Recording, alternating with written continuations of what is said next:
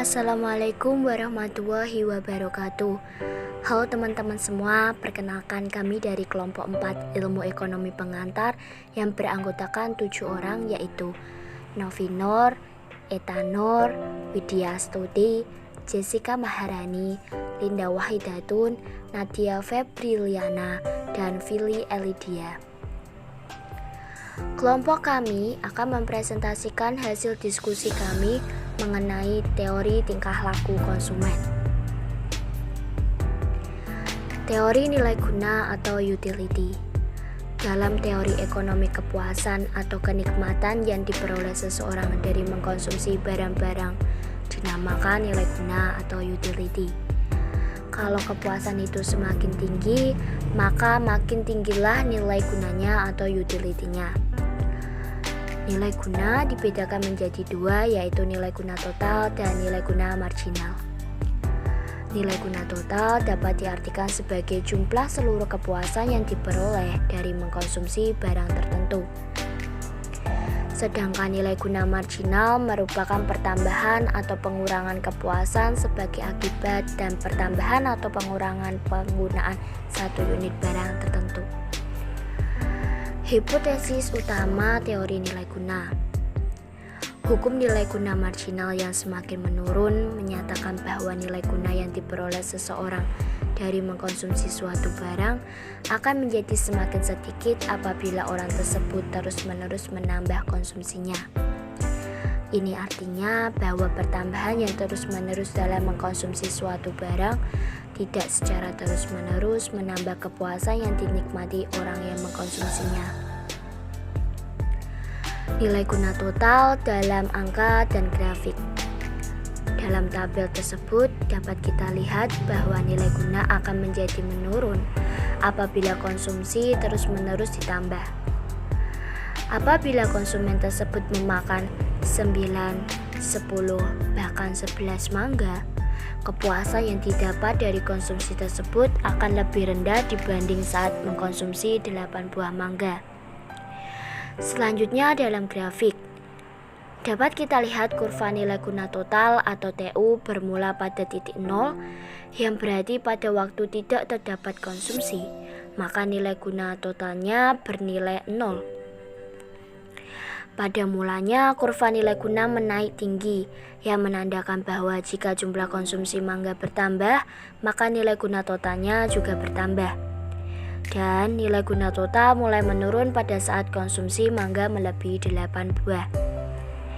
Sekarang kurva nilai guna marginal atau MU. Turun dari kiri ke kanan bawah dan memotong sumbu data sesudah jumlah mangga yang ke-8. Ini berarti sesudah konsumsi melebihi 8, nilai guna marginalnya bersifat negatif. Pemaksimuman nilai guna atau utility berbunyi, setiap orang akan berusaha untuk memaksimumkan kepuasan yang dinikmatinya. Artinya, setiap orang akan berusaha untuk memaksimumkan nilai guna dari barang yang dikonsumsinya. Tidak sukar untuk menentukan pada tingkat mana nilai guna dari menikmati barang tersebut akan mencapai tingkat yang maksimum apabila yang dikonsumsinya hanya satu barang saja. Bila barang yang digunakan berbagai jenis, untuk menentukan corak konsumsi barang yang akan menciptakan nilai guna yang maksimum menjadi lebih rumit. Kerumitan diakibatkan adanya perbedaan harga dari masing-masing barang tersebut. Untuk syarat pemaksimuman nilai guna, bahwa setiap rupiah yang dikeluarkan untuk membeli unit tambahan dari berbagai jenis barang harus memberikan nilai guna yang sama besarnya. Sukirno 1997. Biasanya dinyatakan dalam rumus aljabar MU barang A per PA sama dengan MU barang B per PB sama dengan MU barang C per PC. Dalam keadaan harga berbagai barang berbeda, syarat apa yang harus dipenuhi agar barang-barang yang dikonsumsi mampu memberikan nilai guna yang maksimum? Syaratnya adalah setiap rupiah yang dikeluarkan untuk membeli unit tambahan berbagai jenis barang akan memberikan nilai guna marginal yang sama besar. Misalkan, seseorang melakukan pembelian dan konsumsi atas dua macam barang, yaitu makanan dan pakaian, yang harganya berturut-turut adalah Rp5.000 dan Rp50.000. Misalkan tambahan 1 unit makanan akan memberikan nilai guna kardinal sebanyak 5, dan tambahan 1 unit pakaian mempunyai tambahan nilai guna kardinal sebanyak 50, dan andai kata orang tersebut memiliki uang Rp50.000, dengan uang tersebut ia dapat membeli 10 unit tambahan makanan, maka jumlah nilai guna marginalnya adalah 10 kali 5 sama dengan 50. Bila uang itu digunakan untuk membeli pakaian, yang diperolehnya hanya 1 unit, dan nilai guna kardinal dari 1 unit tambahan pakaian adalah 50. Seseorang akan memaksimumkan nilai guna dari barang yang dikonsumsinya apabila perbandingan nilai guna kardinal tersebut adalah sama dengan perbandingan harga barang tersebut. Dalam persamaan di atas dapat disimpulkan MU adalah nilai guna kardinal dan PA, PP, serta PC adalah harga barang A, harga barang B, dan harga barang C. MU barang A sama dengan P barang A, dan seterusnya. Artinya, kepuasan tertinggi yang dicapai seseorang bila ia mengonsumsi barang A dengan harga tersebut atau PA adalah apabila nilai guna marginalnya sama dengan harga yang dibayarkan untuk barang A. Selanjutnya, untuk cara memaksimumkan nilai guna.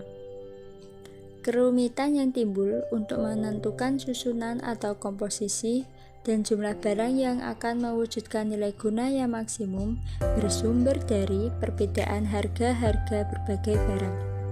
Kalau harga setiap barang adalah bersamaan, nilai guna akan mencapai tingkat yang maksimum apabila nilai guna marginal dari setiap barang adalah sama besarnya. Materi selanjutnya adalah teori nilai guna dan teori permintaan.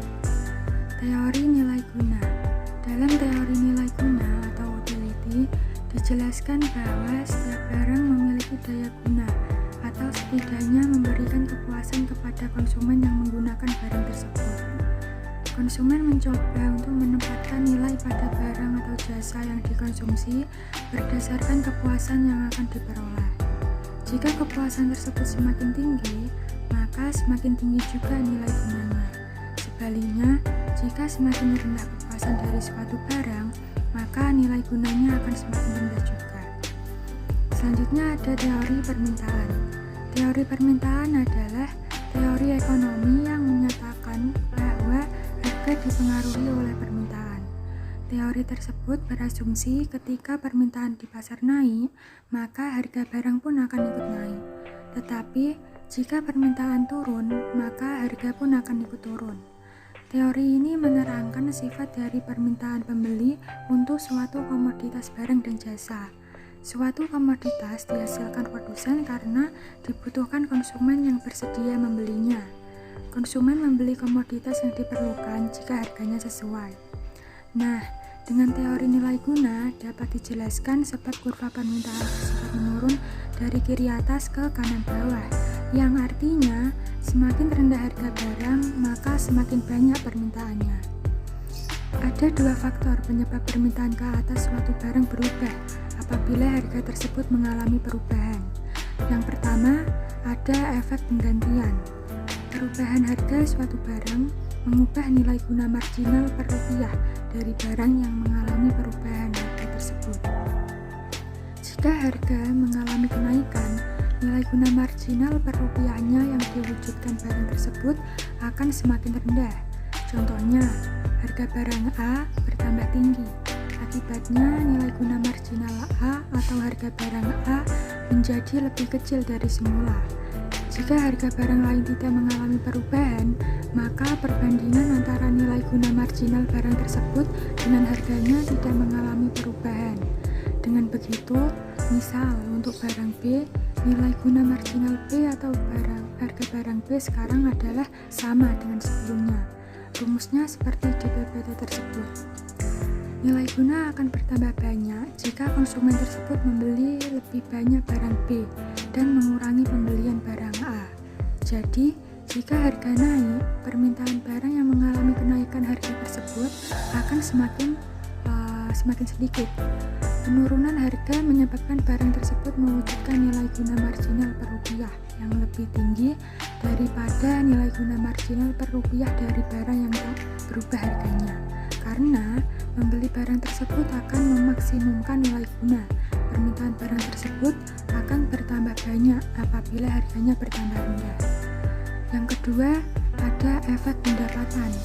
Jika pendapatan tidak mengalami perubahan, maka kenaikan harga menyebabkan pendapatan real menjadi semakin sedikit.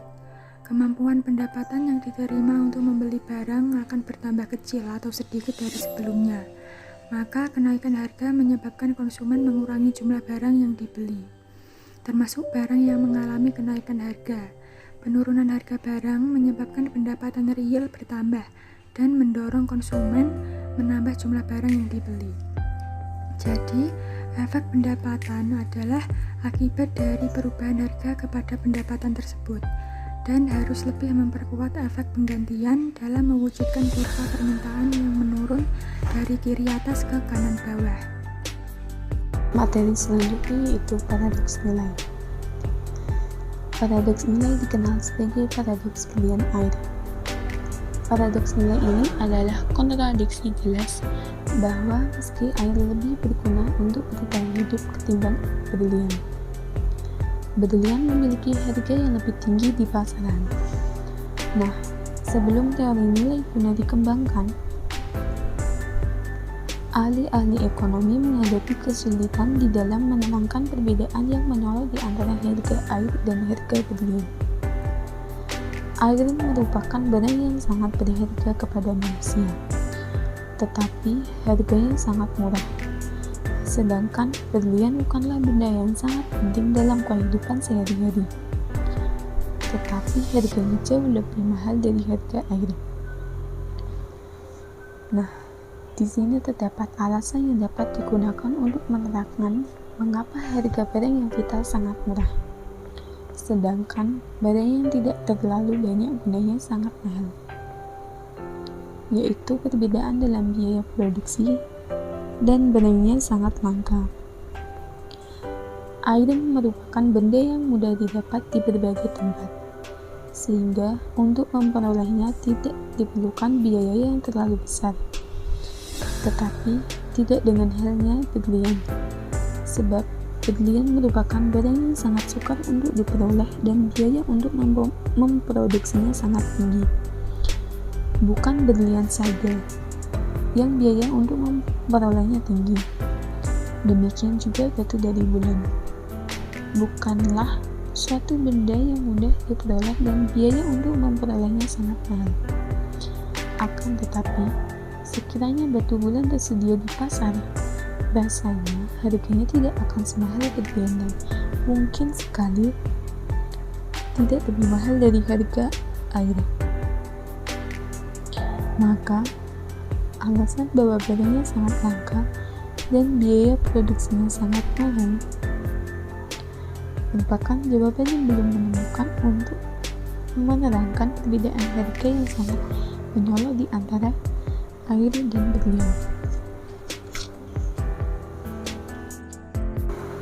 Materi selanjutnya yaitu surplus konsumen. Surplus konsumen pada hakikatnya berarti perbedaan di antara kepuasan yang diperoleh seseorang di dalam mengkonsumsikan sejumlah barang dengan pembayaran yang harus dibuat untuk memperoleh barang tersebut. Sebagai contohnya dapat dilihat pada tabel di bawah ini. Pada kolom 2 dalam tabel menunjukkan kesediaan seorang konsumen mangga untuk membayar mangga yang diinginkannya. Untuk mangga yang pertama, dia bersedia membayar 1.700. Mangga yang kedua, dia bersedia membayar 1.500 dan seterusnya. Misalkan di dalam pasar harga mangga adalah 700. Dengan harga yang sebesar ini, konsumen tersebut akan membeli 6 mangga seminggu. Karena untuk mangga yang kedua, dia bersedia membayar 700 dan harga di pasar juga 700. Mangga ke-7 dan ke-8 tidak akan dibelinya karena harga pasar lebih tinggi daripada harga yang bersedia dibayarnya. Nah, berapa sih surplus konsumen yang dinikmatinya? Hal ini ditunjukkan dalam kolom 3 dan kolom 4. Dalam kolom 3, ditunjukkan surplus konsumen yang diwujudkan oleh setiap mangga yang dibelinya. Sebagai contoh, untuk memperoleh mangga yang ketiga, dia bersedia membayar 1.300, sedangkan harga yang harus dibayarnya adalah 700. Maka, apabila mangga yang ketiga dibeli untuk konsumsi ini, ia akan memperoleh surplus konsumen sebesar 600. Karena untuk mangga pertama hingga yang kelima, harga yang bersedia dibayarnya adalah lebih tinggi daripada harga pasar, maka konsumen mangga itu akan memperoleh surplus konsumen yang lebih besar apabila konsumsi mangganya dinaikkan sehingga mencapai 15 minggu. Dia akan menghentikan membeli mangga apabila konsumsi mangganya adalah 6 mangga seminggu. Karena untuk mangga yang keenam, ini pembeli mangga tersebut tidak memperoleh surplus konsumen lagi. Jumlah seluruh surplus konsumen yang dinikmati dari membeli 6 mangga tersebut ditunjukkan dalam kolom 4, yaitu sebanyak 3.000. Grafik surplus konsumen. Pada grafik I1 memberikan satu gambaran umum tentang menentukan surplus konsumen secara grafik. Sumbu tegak menggambarkan tingkat harga, sedangkan sumbu datar menggambarkan jumlah barang yang dikonsumsi. Nilai guna total yang diperoleh dari mengkonsumsi Q buah mangga digambarkan oleh AOKB. Untuk memperoleh mangga tersebut, si pembeli harus membayar OKBP. Maka, segitiga APB menggambarkan surplus konsumen yang dinikmati oleh pembeli mangga tersebut. Nah, pada grafik I2 menggambarkan surplus konsumen seperti yang diuraikan dalam contoh angka sebelum ini, yang diringkaskan dalam tabel di atas. DD adalah kurva permintaan yang digambarkan berdasarkan data dalam kolom 2 dari tabel di atas. Harga 700 untuk setiap mangga. Surplus konsumen untuk setiap unit mangga yang dibeli ditunjukkan oleh garis tegak di antara garis harga dengan kurva permintaan. Sebagai contoh, garis MN adalah surplus konsumen yang diperoleh dari memakan mangga yang ketiga. Pembeli bersedia membayar mangga ini sebanyak 1.300, tetapi harga pasar adalah 700. Dengan demikian, nilai MN min surplus konsumen yaitu 1.300 min 700 sama dengan 600. Jumlah surplus konsumen diperoleh dengan menjumlahkan nilai garis-garis tegak yang seperti itu dari unit pertama hingga ke-6. Teori tingkah laku konsumen, analisis kurva kepuasan sama. Sir John R. Hicks mengembangkan satu pendekatan baru untuk mewujudkan prinsip pemaksimuman kepuasan seorang konsumen yang memiliki pendapatan terbatas. Analisis tersebut dikenal dengan analisis kurva kepuasan sama yang meliputi pengambilan dua macam kurva, yaitu kurva kepuasan sama dan garis anggaran pengeluaran. Untuk menggambarkan kurva kepuasan sama, perlu dimisalkan bahwa seseorang konsumen hanya akan membeli dan mengkonsumsi dua macam barang saja, misalnya makanan dan pakaian. Kombinasi barang yang mewujudkan kepuasan sama. Dalam tabel tersebut ditunjukkan 6 gabungan makanan dan pakaian yang akan memberikan kepuasan yang sama besarnya kepada seorang konsumen. entah itu gabungan A, B, C, D, E, atau F yang akan dikonsumsi. Kepuasan tersebut yang diperolehnya tidak berbeda. Misalnya, ada 10 makanan dan 2 pakaian pada gabungan A, kepuasan yang diperoleh dari melakukan konsumsi tersebut tidak berbeda dengan apabila ia mengkonsumsi 7 makanan dan 3 pakaian yang terdapat pada gabungan B, atau 5 makanan dan 4 pakaian pada gabungan C, atau makanan dan pakaian lainnya yang terdapat dalam tabel tersebut. Berdasarkan kepada gabungan A, B, C, D, E, F yang ditunjukkan dalam tabel tersebut, dibuat titik-titik yang menggambarkan gabungan-gabungan. Kalau titik A, B, C, dan F dihubungkan, akan diperoleh kurva kepuasan sama. Dengan demikian, kurva kepuasan sama dapat didefinisikan sebagai suatu kurva yang menggambarkan gabungan barang-barang yang akan memberikan kepuasan yang sama besarnya. Selanjutnya, tingkat penggantian marginal. Perhatikanlah gambar yang ada pada slide Anda. Perubahan yang berlaku apabila konsumen menukar gabungan barang yang dikonsumsi, seperti gabungan A menjadi gabungan B, itu konsumsi pakaian dari 2 menjadi 3 unit, atau pengurangan konsumsi makanan dari 10 unit menjadi 7 unit. Hal tersebut untuk mempertahankan tingkat kepuasan yang dinikmati konsumen, maka kenaikan konsumen 1 unit pakaian harus dibayar dengan pengurangan 3 unit konsumsi makanan. Besarnya pengorbanan ke atas konsumsi suatu barang makanan untuk menaikkan konsumsi satu barang lainnya, pakaian, dan pada waktu yang sama tetap mempertahankan tingkat kepuasan yang diperolehnya. Maka dari itu, pengorbanan yang dilakukan tersebut dinamakan dengan tingkat penggantian marginal, di mana perubahan dari gabungan A kepada gabungan B, tingkat penggantian marginalnya adalah sebesar 3. Begitu pula dengan perubahan konsumsi dari gabungan B menjadi gabungan C, itu dapat dilihat untuk memperoleh 1 unit lagi pakaian, dan agar tingkat kepuasan tidak mengalami perubahan, maka sebanyak 2 unit makanan harus dikorbankan. Dengan perubahan konsumsi tersebut, maka tingkat penggantian marginalnya adalah 2. Selanjutnya adalah peta kurva kepuasan sama.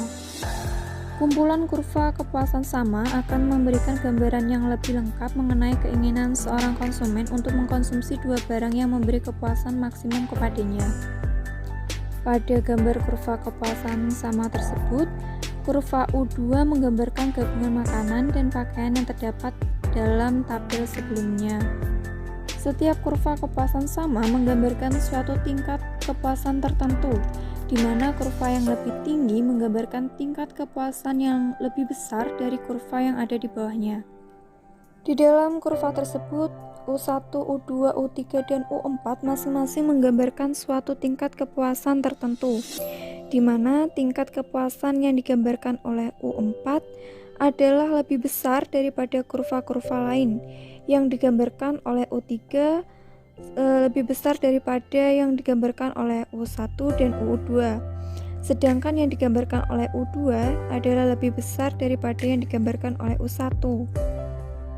Itu tandanya gabungan yang digambarkan oleh kurva yang berada di bawah kurva yang pertama adalah lebih sedikit jumlahnya. Ini berarti kepuasan yang diperoleh lebih kecil. Kemudian, gabungan yang digambarkan oleh kurva yang berada di atas kurva yang pertama adalah lebih banyak jumlahnya, maka kepuasan dari mengkonsumsinya juga lebih banyak. Selanjutnya adalah garis anggaran pengeluaran. Garis anggaran pengeluaran atau budget line yang menunjukkan berbagai gabungan barang-barang yang dapat dibeli oleh sejumlah pendapatan tertentu. Contohnya, misal seorang konsumen menyediakan uang sebanyak 90.000 untuk membeli makanan dan pakaian. Harga makanan adalah Rp6.000 setiap unit dan harga pakaian adalah Rp9.000 setiap unit. Jika konsumen tersebut membeli 15 unit makanan, ia harus membayar 15 kali Rp6.000 sama dengan Rp90.000. Oleh karena itu, tidak seunit pakaian pun dapat dibelinya. Maka gabungan A menggambarkan keadaan seperti ini. Gabungan F menggambarkan keadaan sebaliknya, di mana konsumen tersebut membeli 10 unit pakaian dan untuk pembelian ini ia harus membayar sebanyak 10 dikali 9.000 sama dengan 90.000. Dengan demikian tidak seunit makanan pun ia beli. Dalam keadaan tersebut kedua gabungan tersebut tidak akan menjadi pilihan konsumen. Biasanya konsumen akan membeli kedua jenis barang tersebut. Oleh sebab itu, gabungan B sampai E adalah beberapa gabungan makanan dan pakaian yang lebih mungkin dibeli dengan menggunakan uang yang dimiliki oleh konsumen. Kemudian titik yang berada di atas garis anggaran pengeluaran, misalnya titik Y, menunjukkan gabungan 10 unit pakaian dan 9 unit makanan, yang menggambarkan gabungan yang tidak dapat dibeli oleh uang yang dimiliki oleh konsumen. Jumlah yang harus dibayar adalah lebih tinggi dari uang yang tersedia. Karena harga pakaian adalah 9.000, harga makanan adalah 6.000, maka gabungan barang yang ditunjukkan oleh titik Y memerlukan uang sebanyak 10 dikali 9.000 ditambah 9 kali 6.000 sama dengan 144.000. Sedangkan konsumen tersebut hanya mempunyai uang sebanyak 90.000. Itu berarti ia harus memerlukan 54.000 lagi untuk membeli gabungan barang tersebut. Kemudian titik X adalah gabungan barang yang dapat dibeli dan uang yang tersedia masih tersisa. Selanjutnya adalah syarat untuk mencapai kepuasan maksimum. Misalnya, konsumen akan membelanjakan sebanyak 150.000. Kemudian, harga dari barang tersebut adalah 2.500 dan 3.000. Garis anggaran pengeluaran yang dibuat berdasarkan kepada pemisalan ini memotong kurva kepuasan sama, yaitu U1 di A dan D. Kemudian memotong kurva kepuasan sama U2 di B dan C, dan menyinggung kurva kepuasan yang sama U3 yang ada di E. Kurva kepuasan sama U4 tidak dipotong atau disinggungnya sama sekali. Hal tersebut karena U4 adalah yang memberi kepuasan yang lebih tinggi daripada kepuasan yang lainnya. Namun kurva U4 ini berada di atas garis anggaran pengeluaran. Jadi kurva U4 menunjukkan tingkat kepuasan yang tidak dapat dijangkau oleh konsumen. Sedangkan titik A, B, C atau D adalah kurva yang belum mencapai tingkat yang maksimum. Karena sepanjang garis anggaran pengeluaran masih ada titik lain yang berada pada kurva kepuasan yang lebih tinggi, yaitu berada di titik E yang terletak pada kurva U1.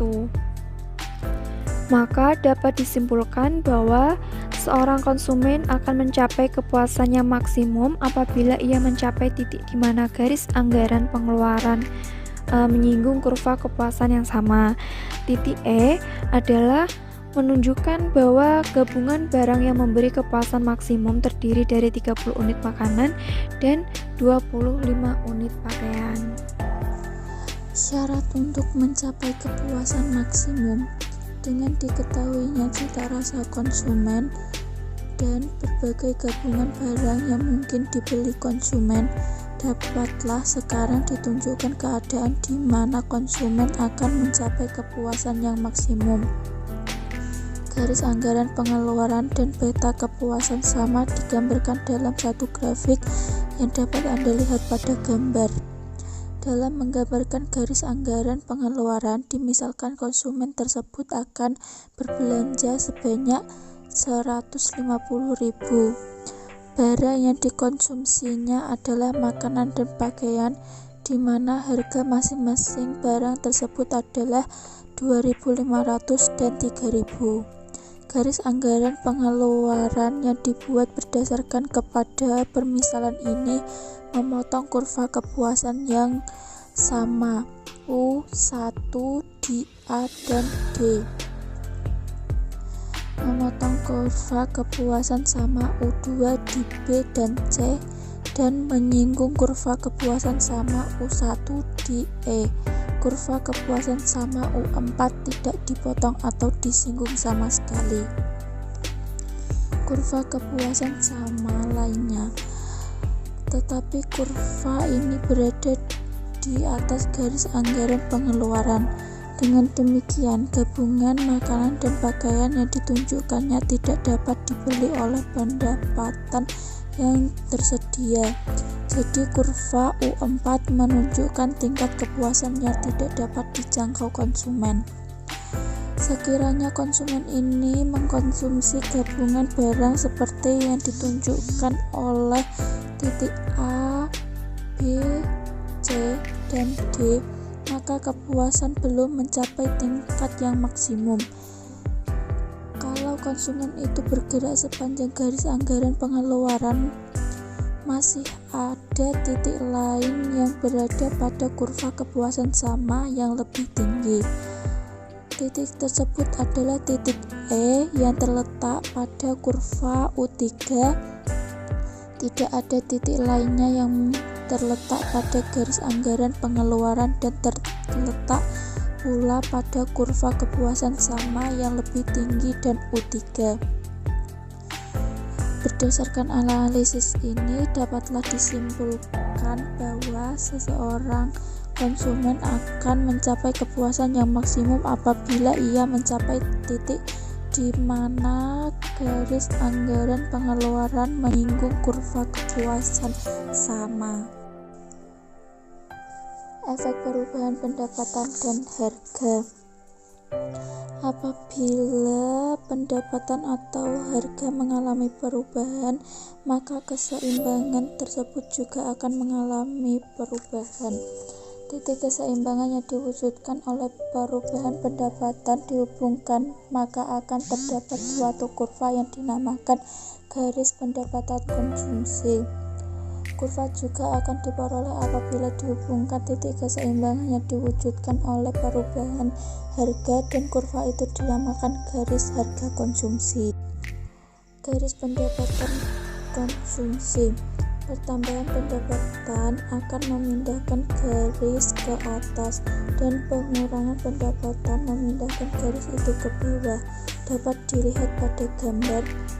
Pada waktu pendapatan adalah Y, garis anggaran pengeluaran adalah seperti ditunjukkan oleh garis A. Dengan demikian, E adalah keseimbangan yang menggambarkan pemaksimuman kepuasan. Selanjutnya, misalkan pendapatan naik ke Y1 dan ini menyebabkan garis anggaran pengeluaran telah menjadi garis B. Keseimbangan yang baru adalah E1. Pertambahan pendapatan lebih lanjut memindahkan keseimbangan misalnya ke E2. Garis pendapatan konsumsi adalah garis yang bermula dari titik origin 0 dan melalui titik-titik keseimbangan E, E1, E2, E3, dan seterusnya. Garis harga konsumsi. Perubahan harga akan mengubah kecondongan garis anggaran pengeluaran. Bisa dilihat dalam gambar. Dimisalkan pada mula garis anggaran pengeluaran adalah garis AB. Garis itu disinggung oleh kurva kepuasan sama U3 di titik E yang menunjukkan kedudukan yang menciptakan kepuasan maksimum kepada konsumen. Selanjutnya, dimisalkan pendapatan tetap dan harga makanan tetap, tetapi harga pakaian perubahan, dimisalkan harga pakaian naik. Akibatnya, garis anggaran pengeluaran pindah menjadi garis AC dan garis ini disinggung oleh kurva kepuasan sama U2 di titik E1 dan ini merupakan titik keseimbangan kepuasan konsumen yang baru. Harga pakaian dimisalkan naik kembali sehingga garis anggaran pengeluaran berubah menjadi seperti yang ditunjukkan oleh garis AD. Kurva kepuasan U1 menyinggungnya di titik E2, berarti titik ini adalah titik keseimbangan yang baru. Apabila titik E, E1, E2, dan titik-titik keseimbangan seperti itu dihubungkan, maka diperoleh kurva yang dinamakan garis harga konsumsi. Baik, selanjutnya di sini saya akan menjelaskan tentang efek penggantian atau substitusi dan efek pendapat. Keterkaitan antara nilai guna dan teori permintaan telah diuraikan bahwa hukum permintaan yang menyatakan bahwa ceteris paribus, yaitu apabila harga naik permintaan berkurang dan sebaliknya apabila harga turun permintaan maka akan naik. Hal ini bisa diterangkan dengan menganalisis dua faktor, yaitu dengan efek penggantian atau substitusi dan efek pendapatan. Dalam uraian kedua faktor ini dapat diterangkan bahwa penurunan harga akan menambah permintaan karena yang pertama, konsumen akan banyak mengkonsumsi barang itu dan mengurangi konsumsi barang lain. Misal barang A mengalami penurunan harga, maka barang A relatif lebih murah dari barang B. Barang B otomatis akan lebih mahal. Karena barang A lebih murah, maka permintaan atas barang A akan meningkat dan permintaan barang B akan menurun. Hal ini disebut efek penggantian. Yang kedua, penurunan harga dapat menambah pendapatan real konsumen dan kenaikan pendapatan real ini akan menambah konsumsi berbagai barang. Bisa dikatakan, dengan membeli lebih banyak barang, maka konsumsinya akan meningkat. Hal ini disebut efek pendapatan. Kalau kita gambarkan dalam kurva, seperti yang bisa teman-teman lihat dalam video. Nah, jadi awalnya ada titik optimal yaitu titik E. Kemudian ada perubahan harga. Ia bergeser ke kanan. Titik optimalnya yaitu bergeser ke titik yang baru yaitu ke titik E1. Bagaimana kita memecah antara efek penggantian dan efek pendapatan? Nah, yang pertama, efek substitusi atau penggantian. Bagaimana caranya? Caranya adalah kita membuat garis bantu yang sejajar dengan garis anggaran yang baru, yaitu garis E1. Dan kemudian menyenggol kurva indifferent ke titik D. Di dalam kurva, kita bisa lihat bahwa titik yang dimaksud tersebut adalah titik A1 dan B1. Di situ berarti ada titik E, D, dan E1. Titik E ke titik D itu dinamakan efek substitusi atau penggantian. Dia masih di dalam kurva indifferent yang sama. Dia hanya berubah dari beli makanan lebih sedikit kemudian beli pakaian lebih banyak. Itu dari E ke D. Kemudian dari D ke E1. Itu adalah efek pendapatan. Karena seakan-akan ada perubahan pendapatan antara dua garis anggaran seperti pada gambar kurva yang bisa teman-teman lihat di sini. Sehingga disebut dengan efek pendapatan. Cara gampang untuk membedakan antara mana efek substitusi atau pengganti dan mana efek pendapatan secara grafik. Kalau dia masih di dalam kurva indifferent ke yang lama, maka ini disebut dengan efek substitusi atau penggantian. Tapi kalau dia sudah bergeser ke kurva indifferent yang berbeda yang disebabkan oleh tingkat pendapatan, maka disebut dengan efek pendapatan. Secara gampangnya, seperti itu. Berikutnya adalah membentuk kurva permintaan. Sifat permintaan konsumen selain dapat dijelaskan menggunakan teori nilai guna juga dapat dijelaskan menggunakan analisis kurva kepuasan sama. Pada dasarnya, kurva permintaan menghubungkan antara kuantitas dengan harga. Cara menerangkan sifat permintaan konsumen dengan menggunakan analisis kurva kepuasan sama adalah seperti yang bisa teman-teman lihat pada gambar yang pertama, gambar kurva pertama yaitu keseimbangan konsumen. Maaf, itu yang ada di video ada salah pengetikan, yang benar adalah keseimbangan konsumen. Jadi bisa dilihat, dimisalkan pendapatan konsumen adalah tetap sebesar Y dan pada permulaannya harga makanan adalah PM dan harga pakaian adalah PA. Dengan demikian pada permulaannya garis A menggambarkan garis anggaran pengeluaran konsumen tersebut. Garis A menyinggung kurva kepuasan sama U1 di titik E.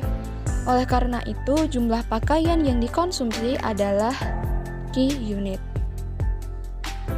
Misalkan pendapatan dan harga makanan tidak mengalami perubahan tetapi harga pakaian menurun dan sekarang hal tersebut akan menjadi PB.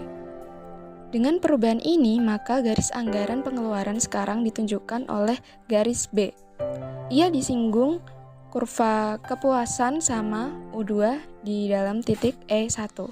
Keseimbangan ini menggambarkan bahwa pakaian yang dikonsumsi telah meningkat menjadi Q1 unit. Misalkan, penurunan lebih lanjut berlaku ke atas. Harga pakaian yaitu sekarang harganya adalah PC. Penurunan harga ini memindahkan lagi garis anggaran pengeluaran, yaitu ditunjukkan oleh garis C. Kurva U3 disinggung oleh garis C di dalam titik E2, yang menunjukkan bahwa konsumsi pakaian sekarang telah semakin bertambah dan menjadi banyak sebesar Q2. Uraian yang baru saja dibuat ini menunjukkan bahwa perubahan harga pakaian mengakibatkan perubahan ke atas jumlah pakaian yang dibeli dan dikonsumsi. Di dalam gambar yang kedua, yaitu permintaan pakaian, itu ditunjukkan bahwa hubungan antara harga pakaian dan jumlah pakaian yang diminta. Titik A menggambarkan kedudukan konsumen ketika belum berlaku perubahan harga, yaitu dengan harga pakaian adalah PA dan jumlah pakaian yang diminta adalah Q unit. Sedangkan titik B menggambarkan keadaan ketika harga pakaian turun menjadi PB dan pada harga tersebut jumlah pakaian yang diminta telah berubah menjadi Q1.